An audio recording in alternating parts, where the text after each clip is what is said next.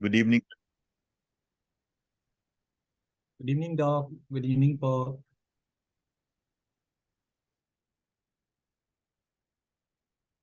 Okay, continuation po ng tongue diagnosis may DC. We have the tongue coating with or without root. We can compare the tongue coating to a grass. So it should grow out of the tongue body just as grass grow out of the soil. And it should have roots just as grass stems have roots on the earth. So halintulad po yung tongue coating as a grass na tumubo po sa lupa. So ganun din po sa tongue natin na dapat yung tongue coating should have a root like the growing grass sa soil.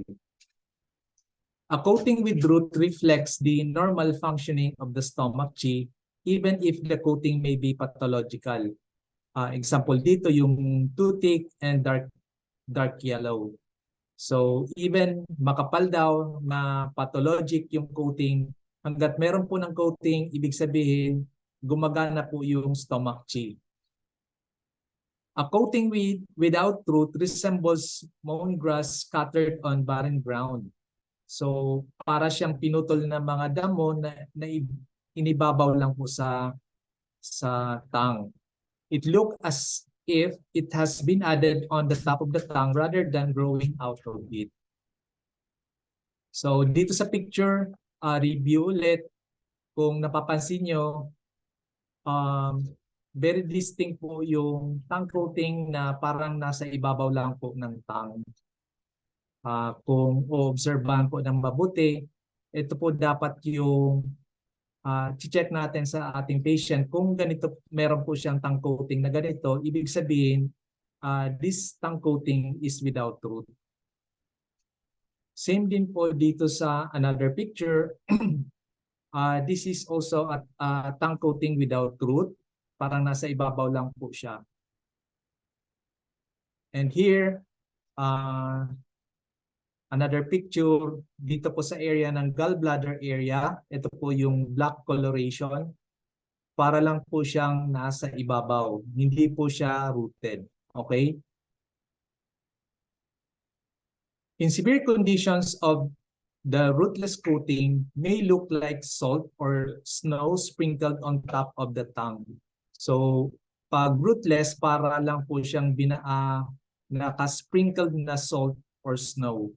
A rootless coating indicates the beginning of the weakening of the chi in the course of chronic disease.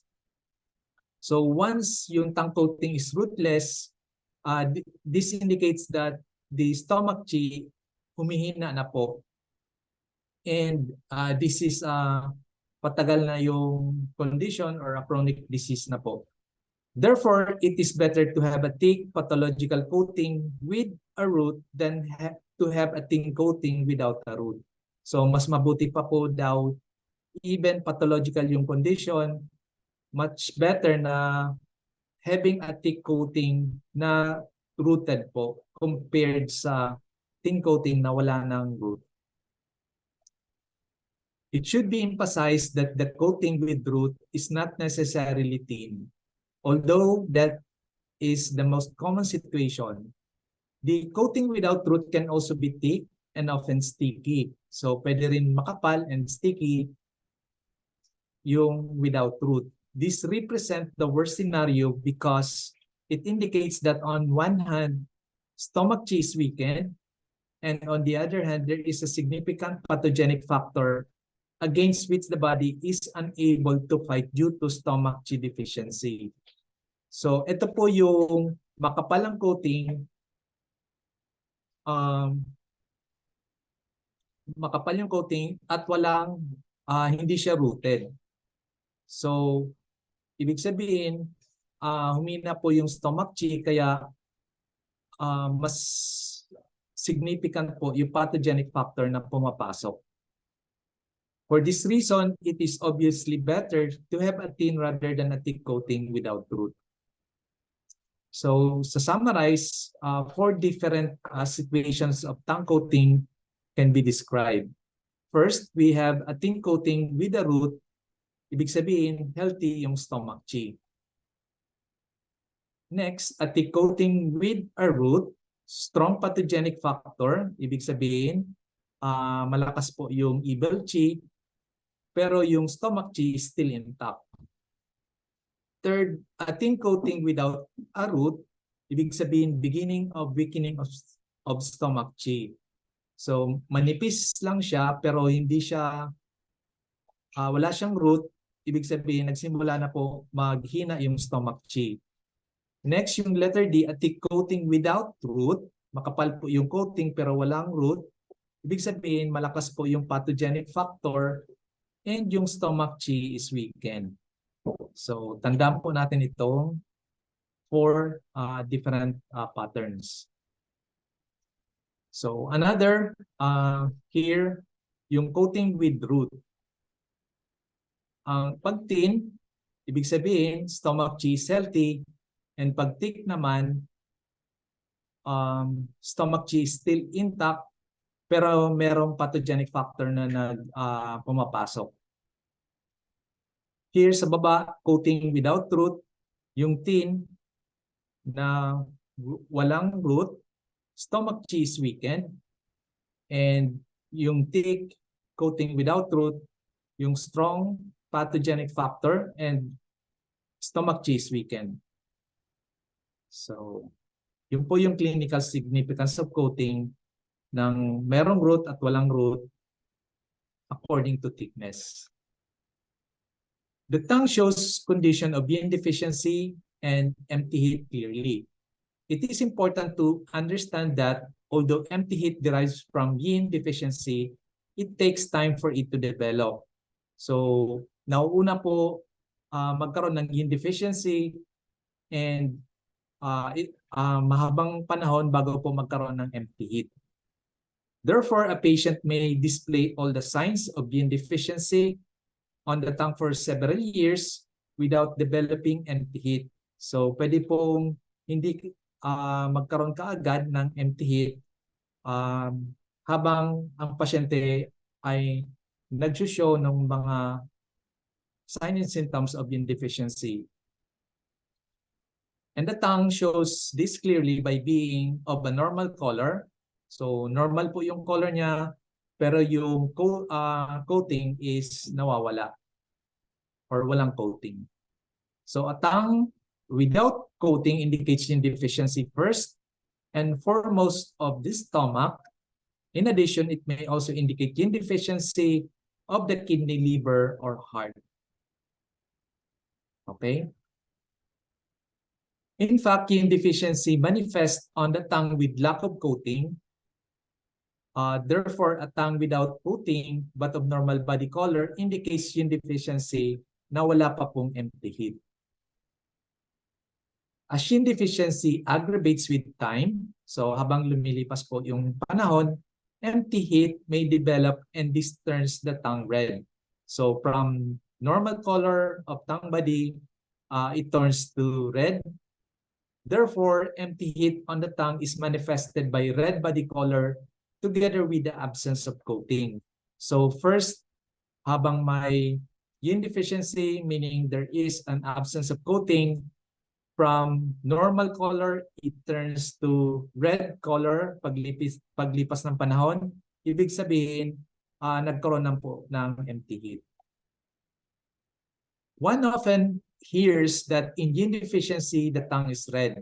So madalas or minsan naririnig po natin na pag binanggit na yin deficiency, ang tongue daw is red. So sabi dito, a statement that is tempting to make since in yang deficiency, the tongue is pale. So parang kino-compare yung yang deficiency na ang tongue is pale and yung deficiency naman, the tongue is red. Pero sabi dito, this is not so. In yin deficiency, the tongue lacks a coating. So ito po yung unang nangyayari. Ang yin deficiency, kaya tinawag na yin deficiency dahil ito po ay walang coating. And ito po yung nag-start having a normal color.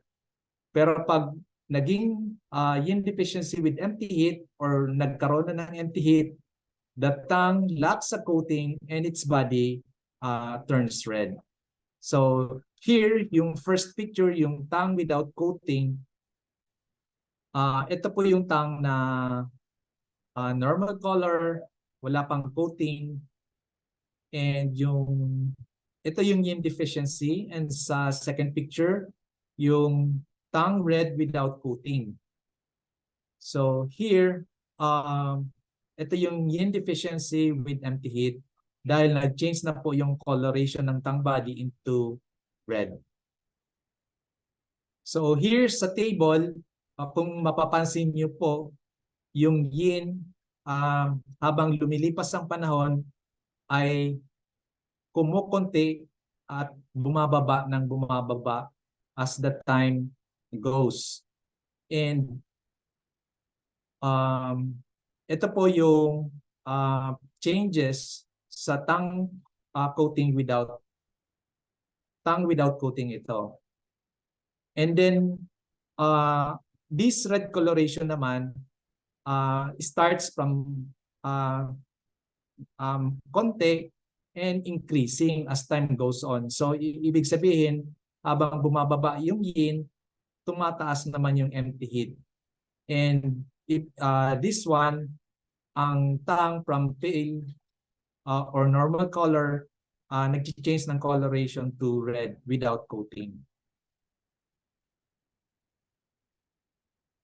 So the yin deficiency can occur without empty heat is demonstrated by tongue diagnosis, as many patients have a tongue that lacks a coating, indicating yin deficiency pero hindi pa po namumula.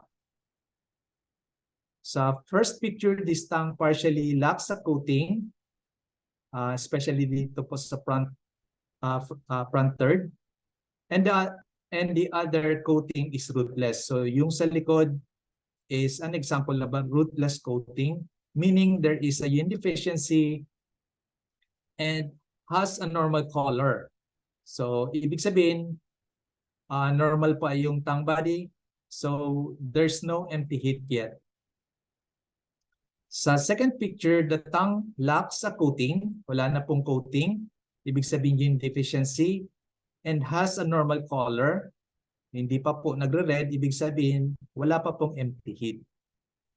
Ito pong third picture, this tongue lacks a coating, wala pong coating, ibig sabihin yin deficiency and is slightly red in the center, mas mapula po dito sa may gitna, ibig sabihin nagsimula na po yung stomach empty heat.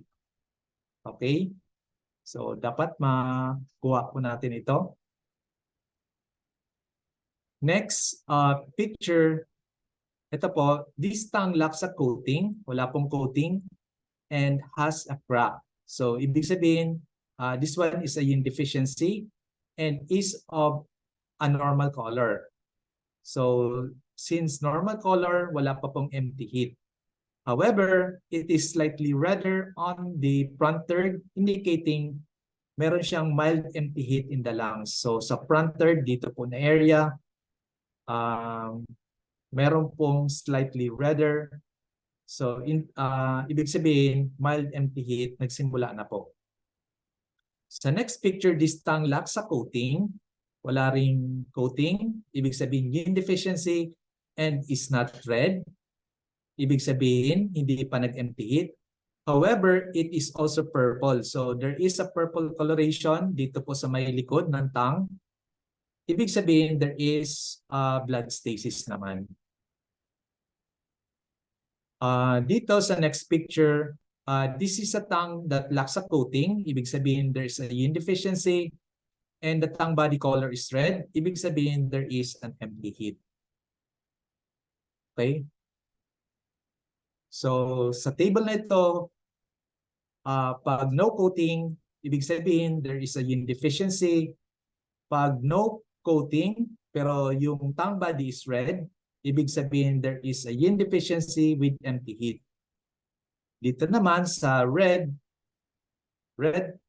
without coating, ibig sabihin there is a full heat And then when it is red without a coating, ibig sabihin there is an empty heat. So dito po ang pag-differentiate ng totoong heat and empty heat. Pag full heat, meron siyang makikitang coating. Pag empty heat, without a coating. Okay po? Sa yin deficiency and empty heat on tongue are not formed in a short space of time. So hindi siya kaagad-agad na nabubuo or nagkakaroon ng empty heat. It takes years from them to develop. The tongue shows clearly not only the present condition, but also the stage it is at. It therefore also shows when it is developing from and what it may lead to. So we have here the 3 stages of formation of yin deficiency. First, nagkakaroon ng rootless coating, which is the mildest form yung ng yin deficiency. Nawawala po yung coating or yung root. Second, coating partially peeled. Natutukla po. Ito yung second stage. And yung third stage, coating missing completely. So nawala na po or wala na tayong nakikita yung last. So empty heat may develop at any of these stages. So kahit saan po dito sa 3 stages, pwede na magkaroon ng empty heat or pumula yung tongue, but it is more likely to develop at the third. So mas more likely magkaroon po ng red tongue body dito po sa number 3, which is the coating missing completely. Here, meron ulit tayo ng picture. Ang first picture, no coating, ibig sabihin normal body color dito. And this signifies stomach yin deficiency. Ang next picture, no coating, pero red body. So this one indicates yin deficiency and my slight empty heat. Okay? Ito, redder ang body. Ito naman pale tongue ang body. So we have here again yung first picture with coating po ito, and since meron siyang thick coating with yellowish coloration, ito po is full heat. Itong next 3 pictures are example of empty heat. Ito po yung red po yung body without coating. So makikita po dito sa second picture without coating. Ang third, without coating and reddish purple. Ibig sabihin, yin deficiency with empty heat dahil without coating, reddish ang tongue body. Since may purple coloration, so ibig sabihin may blood stasis. Yung last picture, yung pang-apat, red without coating. So ibig sabihin this is a yin deficiency with empty heat. Next, we have the coatings missing in the center. So wala pong coating dito, pero red po yung color. So we have a stomach yin deficiency with stomach empty heat. Okay? Yin deficiency is a gradual process which develop over years. So it takes years para develop po yung yin deficiency. The absence of coating in a tongue with normal body color indicates fairly advanced yin deficiency but without empty heat. So nagde-develop po yung yin deficiency pero wala pa pong empty heat dahil sa normal body color. The following slides are illustration of varying degrees of yin deficiency. Here in the first picture, coating missing entirely, wala na pong coating. Pero yung coloration ng tongue body is normal. So we have stomach yin deficiency na wala pa pong empty heat. Note that the tongue is also swollen. Tingnan po natin, di ba? may swollen, ang nagsuswell po yung tongue, ibig sabihin there is a presence of phlegm. Next, second picture, the coating entirely missing, wala ding coating, slightly red body. So, ibig sabihin, there is a yin deficiency of the stomach and possibly kidney with some empty heat na po dahil sa red tongue body. The widespread presence of crack indicates a deeper stage of yin deficiency. So, having multiple cracks on the tongue, mas deeper stage po ng yin deficiency.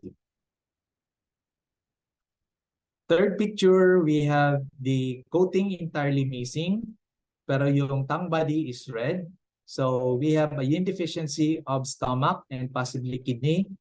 Ito po, dahil red body, ibig sabihin empty heat. The presence of a heart crack also leads us to deduce that there is a possibility also of heart yin deficiency. Ito po yung heart crack, paabot po dito sa my tip, which is the heart area. Yung fourth picture, entirely without coating, wala na pong coating, ibig sabihin deficiency of yin of stomach and kidney. So as the tongue is also deep red, there is intense empty heat. So deep red po ito, ibig sabihin there is an intense empty heat. This is a very severe yin deficiency and this patient has a liver cancer. So ito po yung picture ng patient na may liver cancer. Yin deficiency with intense empty heat. So hanggang doon lang po. Thank you for listening.